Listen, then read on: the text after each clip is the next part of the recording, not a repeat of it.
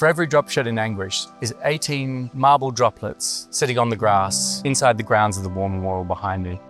The droplets themselves stand in for beads of sweat, droplets of blood and tears shed by the veterans as well as their families and their friends and their community.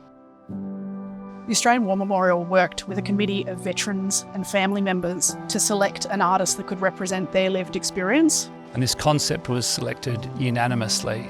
It is a timeless installation and it will speak to the veterans of the future and to the families of the future, and that's why it was chosen. We are all in some way imperfect. Beautiful marble has these big scars through it. The fact that you touch these gentle droplet forms and find that they are hard marble hopefully can provide at least a promise of healing. On the 22nd of February 2024 at 9:30 a.m, we're going to come together with the whole veterans community, families, ex-service organisations, and we're going to dedicate this work to their memory.